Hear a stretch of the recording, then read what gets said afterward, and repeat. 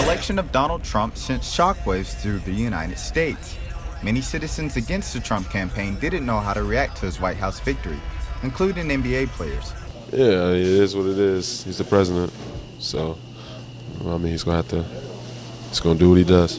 Man, it's been a crazy year for a lot of people in a lot of ways, and you know, at times it's a little scary when you look at what's going on. But you know, I think people have the most power. You know, it's not necessarily the leader of the country or whatever. So you know, that's the positive thing, and people got to stay positive and believe in one another and spread love around. Wait, why am I asking NBA players again? It seems this year has brought more spotlight to the people in the spotlight, waiting for their opinions. I definitely think the more, social media, publicity, it seems like it gets bigger and bigger every day, let alone every year. So there's no question. There's a lot of transparency. You're seeing a lot. And with that comes a level of responsibility, no doubt about it.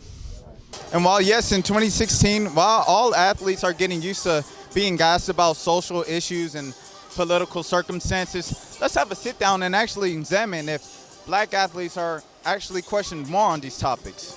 If you want to speak out, speak out. If you don't have to. It's figure of speech. If you feel confident about something, then we have the platform to be able to do it. But if you don't, absolutely do not do it. So you should never feel pressured into doing anything, in this world that you don't want to do. And so, not at all. They do, and when it comes to a lot of responsibility, a lot of athletes may not speak out because of the backlash that you receive from it. So just whatever you're comfortable in your own skin. I don't think there's any pressure for them to do it. I think, when you look at a lot of what's going on,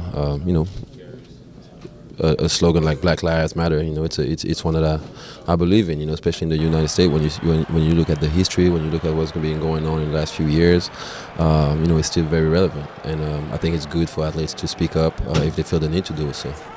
Well, I don't want to speak for somebody else, but I'm sure there's a level of pressure.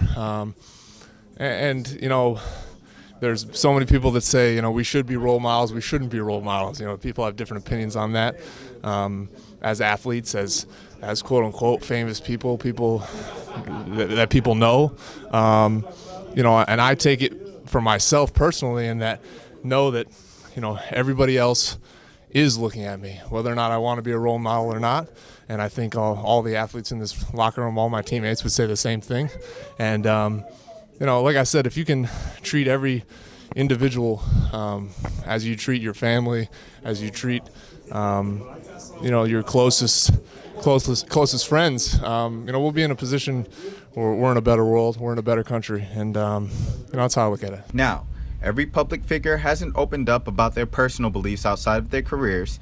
Chris Humphries, who came out publicly on Twitter after the election supporting Trump, and NBA superstar Anthony Davis, a Chicago native, both declined to answer questions on these topics.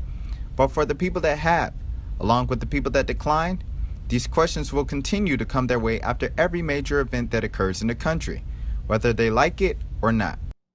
So the themes of 2016 of activism and discussion continue from Chirac all the way down to Atlantistan. On Phillips Arena, I'm Rashad Milligan for GSTV.